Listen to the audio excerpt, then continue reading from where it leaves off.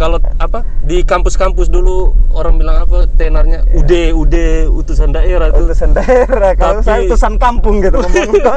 Sudah bukan daerah lagi, sudah utusan kampung. Utusan kampung gitu. Luar biasa, tidak semua loh. Ya, kalau mau dibilang anak kampung membangun kota kan boleh dong.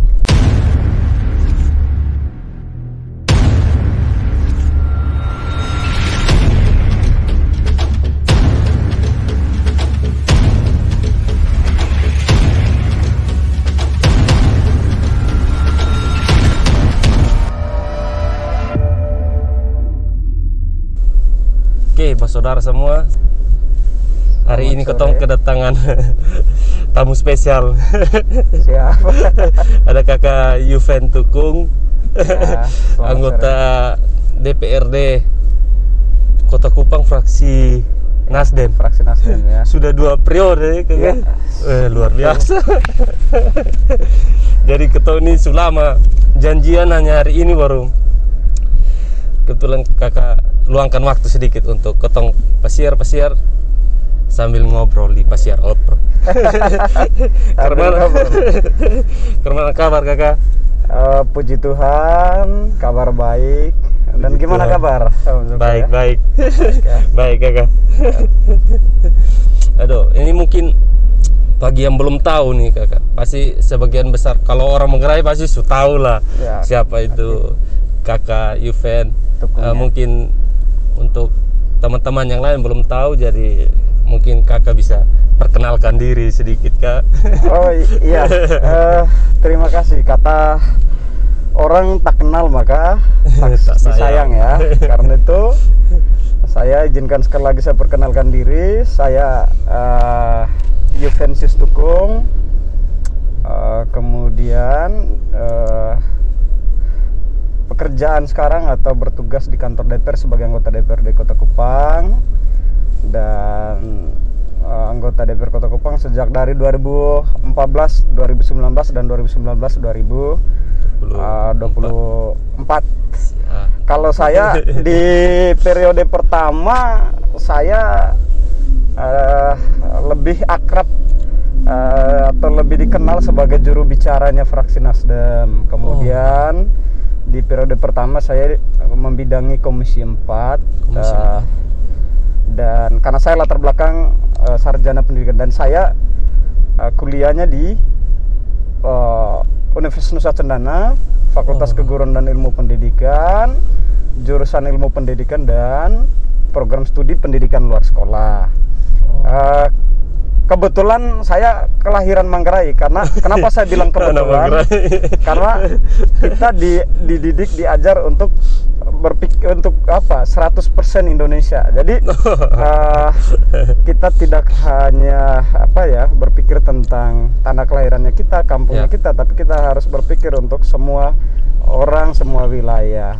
Kemudian saya sempat menduduki di Komisi 4, saya sempat menjadi sekretaris Komisi 4 di DPRD Kota Kupang itu 2017-2019 ya.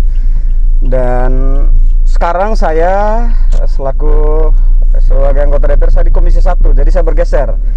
Jadi kalau di Komisi 4 dulu kan mitra kerja saya itu adalah pendidikan, kesehatan, tenaga kerja ya, kesejahteraan sosial ya, termasuk bencana.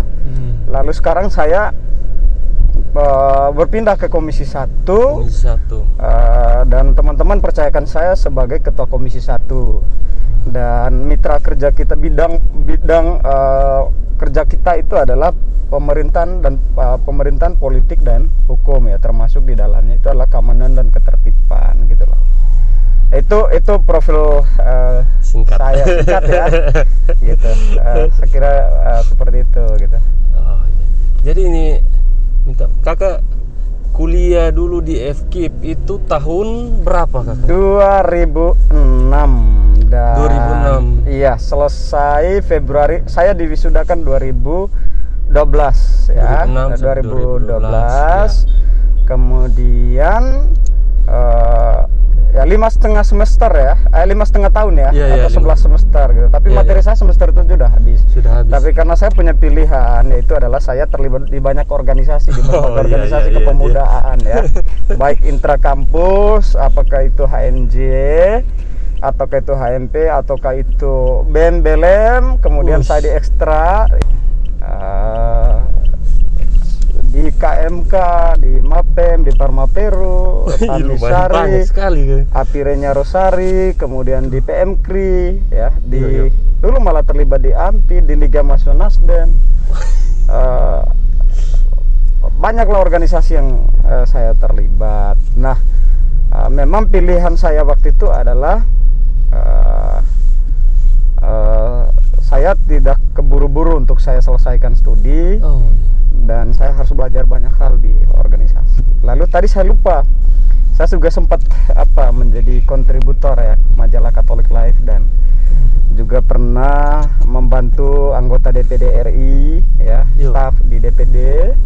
Kalau ditempatkan di sini ya, tapi tidak lama, itu hanya bulanan saja. Nah, itu Pak Emmanuel Babeha, mantan anggota DPD RI, dan Dapil NTT ya, kemudian beliau mantan Wakil Bupati Sumba Timur, dan mantan pejabat Sumba Barat Daya.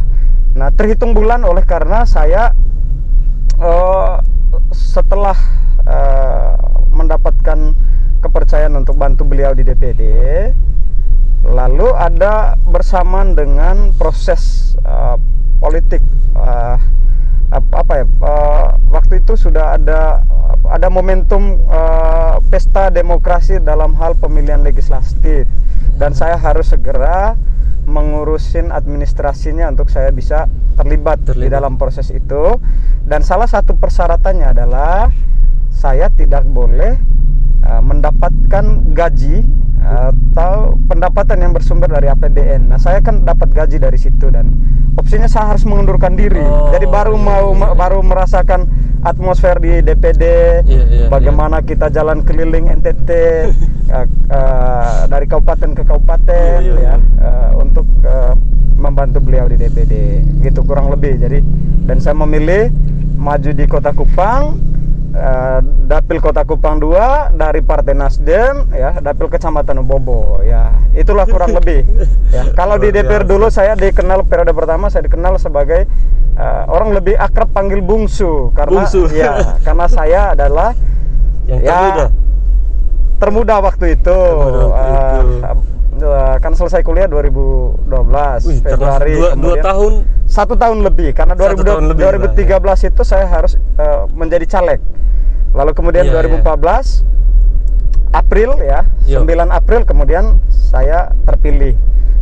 Kemudian saya dipanggil bungsu karena saya usia termuda di DPR. Juga selain termuda karena memang saya badannya kecil. Gitu kurang lebih ya. Wih, luar biasa kakak. Jadi dari kakak datang Kupang tuh waktu kuliah itu?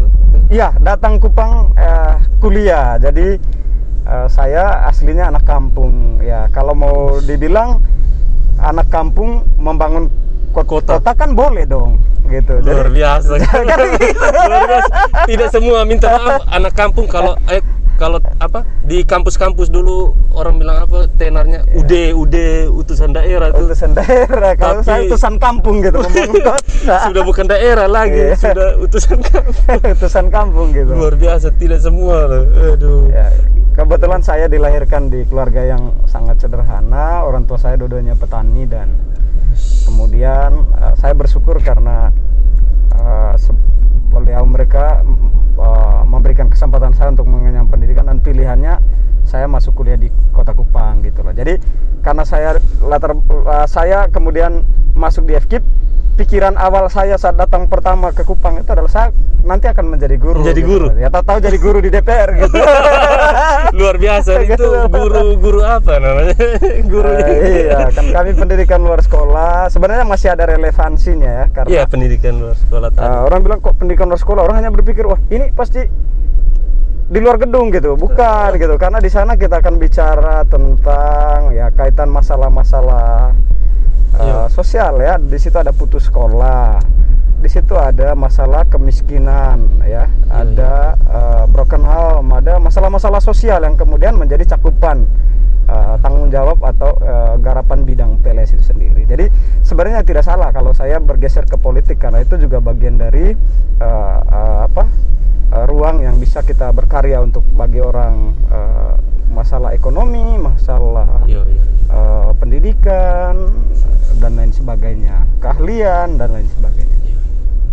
Terus apa kakak? Dulu itu sudah menjawab, sekaligus menjawab pertanyaan berikutnya itu sudah kesibukan kakak sebelum DPR ya, itu semua tadi ya kakak. Iya. Terus waktu itu kenapa kakak memutuskan untuk terjun berpolitik waktu itu? Iya, jadi kan yang merubah mimpi saya itu, yang merasuki saya ke politik itu adalah itu dampak atau bagian dari akibat proses yang terjadi di organisasi ya, di mana di organisasi saya diarahkan untuk berpikir tentang banyak orang, diajarkan untuk bagaimana peduli dengan banyak orang, peduli dengan kehidupan bangsa dan negara, peduli dengan kehidupan daerah gitu loh, peduli dengan pembangunan, dan itulah hari-hari dunia organisasi. Lalu kemudian ya, makanya orang selalu bilang bahwa lingkungan itu menjadi sangat dominan atau mempengaruhi pilihan kita gitu loh. Karena di organisasi ini kan juga kita bertemu dengan berbagai senior kita yang berada di berbagai ruang ya, termasuk di ruang politik. Jadi dan lebih banyak yaitu di politik, senior kita yang di partai politik ya, di DPR, di kepala daerah, jadi bupati. Jadi itu yang membuat terus bergaul, berputar di situ ya. Akhirnya kemudian termotivasi lah saya untuk kemudian udahlah saya memilih jalur politik, karena saya yakini memang bahwa politik itulah ruang yang tepat untuk bagaimana membuat sesuatu yang lebih besar, membuat lebih berarti bagi banyak orang sekitar.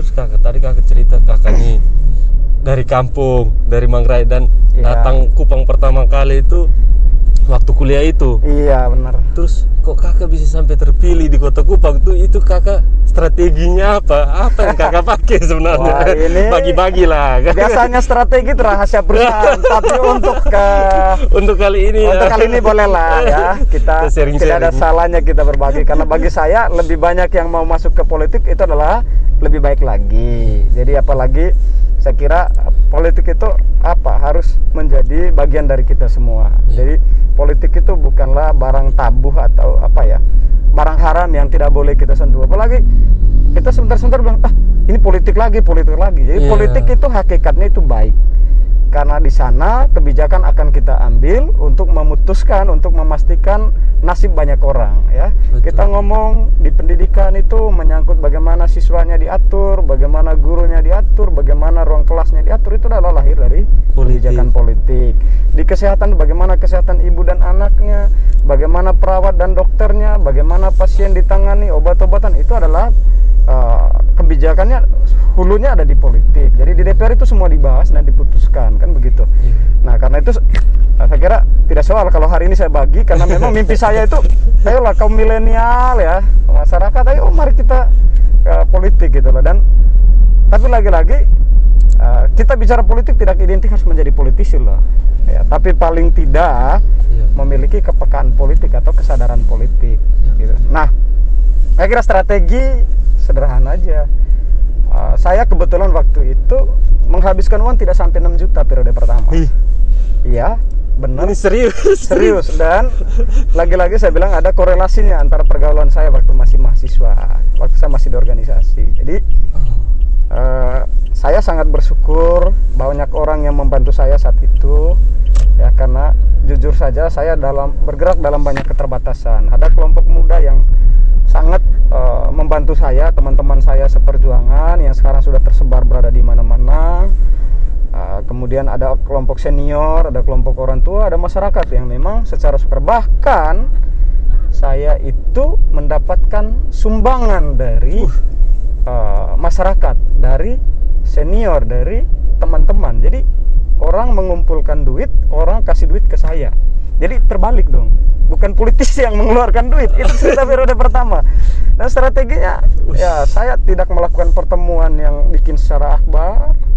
Ya, saya hanya komunikasi persuasif, ya, pendekatan persuasif kekeluargaan. Kemudian saya bersilaturahmi, saya menyampaikan niat saya bahwa saya mau ke DPR gitu loh. Lalu kan tidak mudah memang karena kita harus ada alasan gitu ya. Karena ada banyak, terutama ini saya di Dapil Obobo. Saya harus di situ ada apa ya? Berbagai senior ada karakter pemilih kita itu kan bervariasi ya. Ada dari akademisi, ada dari kalangan birokrat, ada dari politisi, ada dari jurnalis, wartawan, ada yang dari pengusaha dan lain sebagainya. Ada banyak pertanyaan berat menurut saya, sedikit atau kecil, sederhana tapi memerlukan jawaban yang lengkap. Pertanyaan misalkan saya ketemu almarhum Pak Gaspar Pareho, kayaknya minta apa alasan you ke politik gitu loh. Apa alasan maju di DPRD Kota Kupang gitu loh. Ya itu pertanyaannya. Dan begitu juga ke orang-orang lain. Jadi lalu bahkan juga ada pertanyaan, bagaimana hitungannya kamu maju, bagaimana bisa menang gitu loh. Jadi betul. Bahwa sekalipun waktu itu ada keraguan-raguan ya, ada juga keraguan-raguan. Sempat ragu juga. Kakak su. Kalau saya keraguan itu masih dalam ruang yang wajar, karena memang benar waktu itu saya kan orang tuanya saya kan ada di kampung, orang tua kandung saya ya, bapak dan mama, kakak dan adik saya gitu loh. Kemudian kan namanya saya baru keluar dari ruang kampus, ini kan sesuatu yang baru gitu loh. Jadi kemudian saya bukan lagi saya bukan maju di Manggarai misalkan, tapi saya memutuskan untuk maju di Kota Kupang gitu loh. Kurang lebih seperti itu. Strategi komunikasinya persuasif, lebih pada bangunan emosional ya. Dan bagi saya itu puji Tuhan semuanya bisa berjalan dengan baik. Luar biasa kakak. Ini ilmu baru lagi buat ketong nih ya. Iyalah, kan ilmu itu harus bukan ilmu tapi pengalaman ya, sering pengalaman. Kakak ya, kemana kakak perasaan waktu pertama kali pas perhitungan suara tuh, beta lolos nih, itu kakak perasaan kemana? Ya kalau perasaan ya sukacita pasti ada, senang pasti ada, bangga pasti ada. Tapi saya sebetulnya sejak dari awal tidak ada beban gitu loh, karena bagi saya kalah dan menang itu adalah hasil ya. Tapi utamanya kan kita diajar untuk siap berproses, dan prosesnya kita udah tempuh. Tapi tidak menjadi semacam sesuatu yang dibangga sekali, tidak, karena saya tahu benar bahwa pilihan saya itu tidak mudah untuk dipertanggungjawabkannya kepada publik gitu loh. Ketika saya mengutus diri untuk maju di politik, maka saya harus bisa menunjukkan kapasitas saya atau tanggung jawab saya di hadapan publik bahwa saya layak untuk diutus gitu loh, layak untuk dipercaya oleh orang yang telah memilih saya gitu. Jadi orang soalnya bilang dia hanya asal maju dulu. Jadi kan waktu itu kan sangat simpang siur ya, ada pro kontra gitu kan. Ada mengatakan ada mahasiswa yang waktu itu bilang lolos DPR, heboh kan di Kota Kupang. Ada ojek gitu kan. Memang riwayat saya dulu pernah jadi ojek juga kan gitu. Sempat ojek juga. Pernah ojek. Kemudian saya jual ikan di Oeba pagi ya. Kemudian saya pulang ya goreng, kemudian makan dan teman-teman makan. Kemudian saya pernah dorong kereta untuk jual minyak tanah. Kemudian pokoknya karena saya tipe orang yang tidak mau tinggal diam gitu loh. Jadi apa saja yang penting halal dan itu positif bagi saya, itu saya bisa lakukan dan saya lakukan gitu. Jadi karena itu ada macam-macam waktu itu cerita bahwa ini baru masih mahasiswa tapi lolos DPR dan tinggalkan status mahasiswanya dan konsen di DPR. Ada yang mengatakan dia ojek gitu loh. Itu tidak salah. Kemudian ada juga yang mengatakan dia baru selesai kuliah gitu. Tapi sebetulnya itu saya udah selesai kuliah 2012 gitu, dan saya sebetulnya udah terlibat di partai politik itu sudah sejak dari mahasiswa.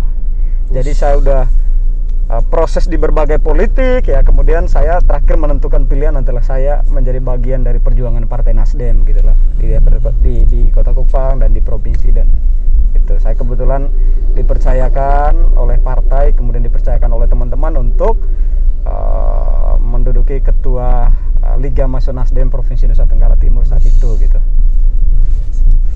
Kakak, beta kepingin tahu nih kakak, perasaan atau tanggapan keluarga orang tua dulu waktu kakak kasih tahu loh, beta mau maju nih di Kota Kupang.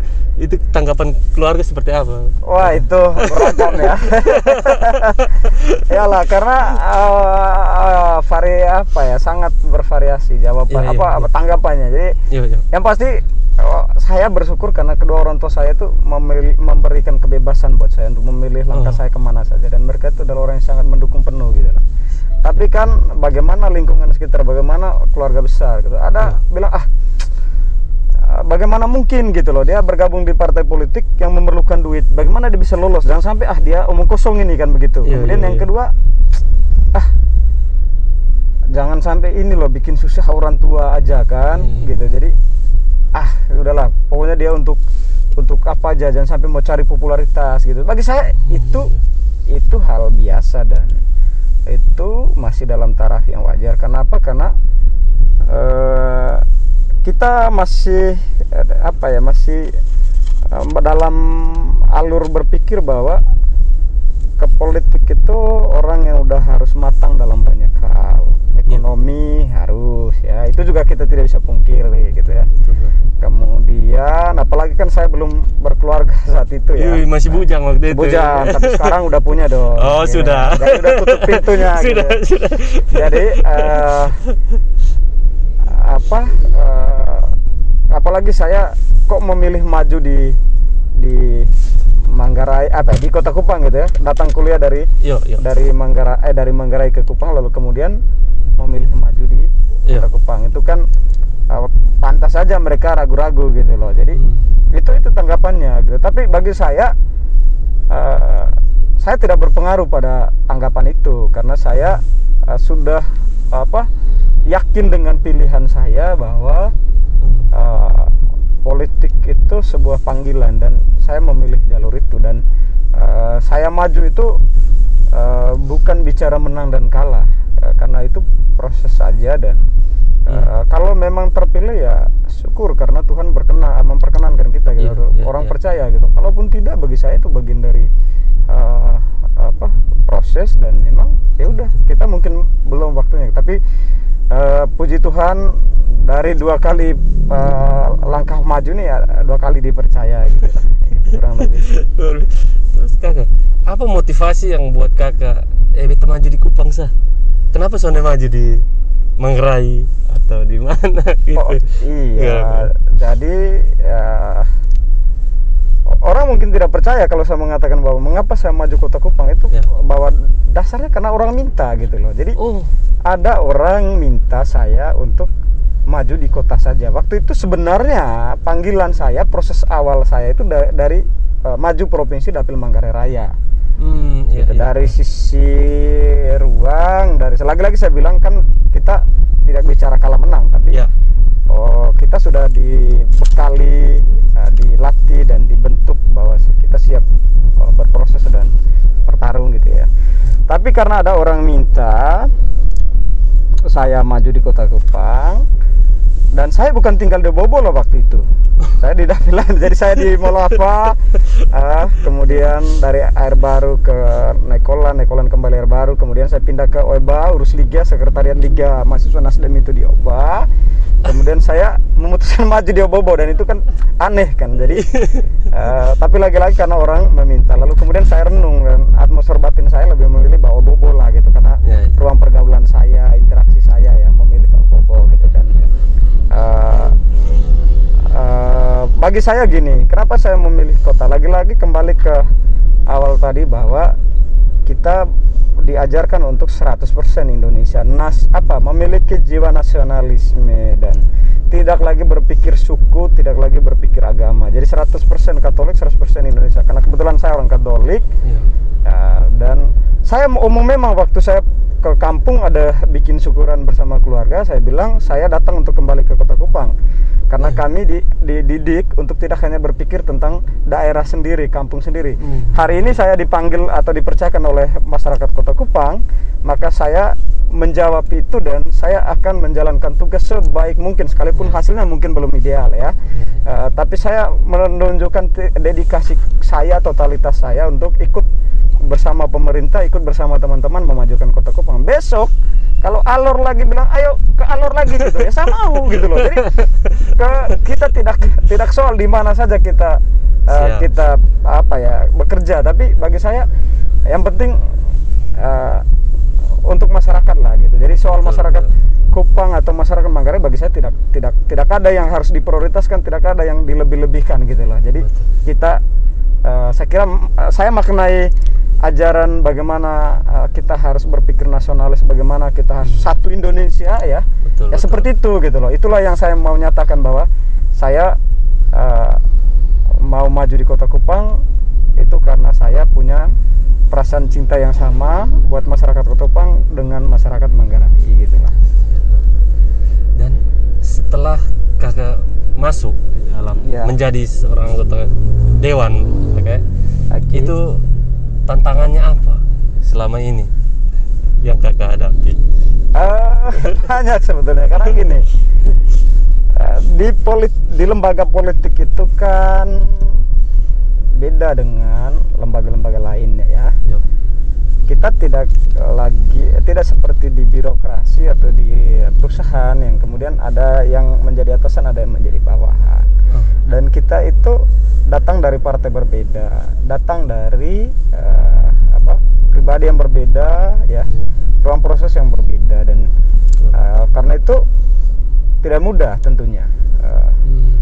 Tapi apalagi misalnya waktu itu saya masih usia muda, lalu kemudian di kebanyakan dalam itu ada senior gitu ya. Jadi itu bagi saya juga bagian dari tantangan. Dan beda dengan ketika kita masih di organisasi ya. Kalau andaikan kita bagaimana merespon persoalan saat kita masih masih di organisasi dengan saat kita sudah berada di DPR, dan apalagi ketika kita sudah menjadi anggota DPR, kita sudah harus rela menjadi milik banyak orang. Betul. Jadi waktu kita harus lebih banyak lagi untuk berikan kepada publik, kepada kelompok masyarakat manapun yang berurusan dengan kita, tenaga apalagi, saya kira begitu. Jadi lalu yang paling berat itu adalah bagaimana mewujudkan harapan masyarakat yang dititipkan kepada kita, apakah itu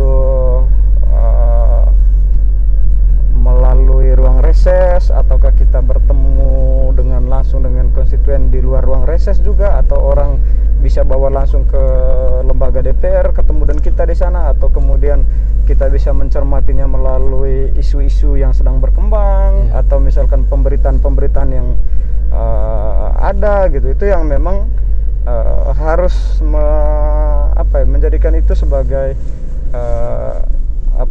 tema-tema perjuangan kita, dan tidak mudah karena di dalam itu antara keinginan kita yang begitu banyak lalu disandingkan dengan keinginan teman-teman lain juga yang tidak kalah banyaknya juga dari sisi banyak. Jadi kemudian ada berbagai partai kan begitu, itu yang memang saya kira di situ ya. Terus ada harapan kok ke depan kakak? Apa kakak punya harapan 5 atau 10 tahun lagi ke depan? Ya pasti gini, saya berharap Kota Kupang harus menjadi lebih maju ya. Amin. Menjadi lebih maju, demokrasi menjadi lebih baik, menjadi lebih matang, dan saya lebih banyak berharap bahwa kelompok muda, anak-anak muda itu juga menurut saya udah tidak usah ragu, tidak usah takut untuk terjun di dunia politik. Jadi saya teringat dalam sebuah judul buku yang syuting oleh senior saya, Kakak Jani Suwawa dari Kompas ya. adalah senior saya di PMK Cabang Kupang, itu buku tentang Bung Kanis Pari. Oh. Jadi dalam bukunya itu judulnya itu Jangan Takut Berpolitik, dan saya kira ya memang menurut saya tidak usah takut dengan politik. Politik itu adalah sangat mulia, hal yang baik karena menyangkut urusan banyak orang gitu ya. Dan bagi saya apa yang paling menjadi tantangan terberat ya, kan kita ini kan memainkan peran atau fungsi dalam 3 hal pokok ya, legislasi ya, budgeting ya, atau fungsi anggaran, kemudian pengawasan gitu. Nah kalau biasanya gini, kalau kita itu mengkritik itu adalah bagian dari keseharian kita atau tugas dan tanggung jawab kita untuk mengkritik pemerintah. Tapi seringkali kami disalahartikan gitu loh. Jadi Gitu. Saya berharap bahwa orang memandang kita di DPR itu tidak dilihat sebagai misalkan kritik itu adalah hal yang tidak baik ya. Kan itu kan bagian dari fungsi pengawasan kita, dan memang kita diatur seperti itu dalam undang-undang MD3 dan kemudian yang turunannya ke tata tertib, bahwa itu bagian dari ruang kami untuk menyatakan pendapat ya, kemudian menilai kinerja pemerintah dan lain sebagainya. Jadi saya kira seperti itu. Dan tentu politik yang baik itu tidak cukup dibangun oleh para politisi, tapi harus menjadi bangunan yang dikaryakan melalui kerjasama ya, melalui kontribusi masyarakat, melalui kontribusi akademisi atau kerjasama antara semua pihak lah kayak gitu. Jadi itu aja sih saya kira harapan saya. Terakhir kakak, satu lagi. Apa kakak pesan buat anak-anak muda di luar sana, terlebih yang kayak kakak misalnya, orang bilang utusan daerah gitu, itu apa kakak pesan buat dong? Apa ya, saya kira saya periode pertama itu tidak sedikit yang keluar masuk di kantor DPR, dan saya waktu prosesi pelantikan periode pertama saya paksa teman-teman saya yang ikut berjuang bersama untuk hadir di kantor DPR. Kalau tidak, waktu saya ancam kalian nanti tidak akan menjadi anggota DPR gitu. Oh, langsung ancam. Iya, jadi kalau mau ya datang gitu kalau mau jadi DPR ya. Tapi maksudnya begini loh. Jadi setiap kita itu punya ruang yang sama, punya peluang yang sama gitu loh. Dan anak muda itu bisa. Dan 2 hal di sini bagi saya, dari kita yang muda harus merasa diri dulu bahwa kita bisa menjalankan tugas dan tanggung jawab seberat apapun, sebesar apapun. Yang kedua, bahwa saya berharap ada juga kepercayaan bagi kita yang muda gitu loh. Karena itu bagi saya, pesan saya untuk teman-teman muda, ayo bergabung di ruang politik ya, terlibat di partai politik, dan jangan takut berpolitik sebagaimana saya sudah sampaikan tadi. Jadi, saya kira seperti itu. Makin banyak anak muda yang terlibat, saya kira makin baik, karena politik yang baik itu memerlukan partisipasi banyak orang ya. Dan proses kaderisasi itu, regenerasi di politik itu terus berjalan. Dan saya pingin orang-orang muda yang mendengar apa pesan saya hari ini adalah dia adalah menjadi bagian dari yang tidak terpisahkan dari proses regenerasi itu. Saya juga pingin bahwa tidak hanya saya berada di DPR, atau tidak harus berada di DPR Kota Kupang, bisa aja di DPR di mana-mana saja, DPR kabupaten ya, ataukah DPR provinsi, apakah DPR RI gitu loh. Gitu. Saya kira, atau tidak hanya di Partai Nasdem, di partai mana. Tentu kalau saya sih maunya di Partai Nasdem gitu kan. Ikut membesarkan Partai Nasdem gitu lah. Gitu. Jadi karena ya saya bukan mempromosikan Partai Nasdem ya, tapi memang enak loh di Partai Nasdem itu gitu. Jadi yang muda yang diberikan kesempatan, saya kira begitu. Luar biasa sekali. Kakak, terima kasih banyak waktunya, sharing-sharing pengalaman dan bagi-bagi bagi wejangan lah buat kita yang muda ini. buat saudara semua, ambil yang baik, buang yang tidak baik. Oke. Ya, baik. Terima kasih juga karena saya juga sudah diberikan kesempatan ya. Cerita semua ini pasti memang bagus, baik, tapi tidak mudah ya untuk kita memulai ini. Saya kira Betul. mari kita memulai, dan apapun tantangannya, apapun persoalannya, itu bagian dari cerita perjuangan hidup itu. Sukses juga ya. Ya. Sukses terus kakak. Siap, dalam sukses, karir. dan terima kasih untuk perjumpaan ini juga. Siap. Kami di DPR sangat terbuka ya, di fraksi Nasdem sangat terbuka untuk kepada siapa saja yang mau datang. Tidak hanya dalam ruang sharing-sharing seperti ini. Kalau ada persoalan masyarakat yang mau disampaikan, yang mau dititipin melalui fraksi Partai Nasdem, melalui Komisi 1, silakan. Kami dengan senang hati, dengan sangat terbuka untuk menerima kedatangan dan kehadiran dari semua orang. Ya. Siap. Oke. Sekian video kali ini, sampai ketemu di video berikutnya. Salam sehat. Bye. Terima kasih.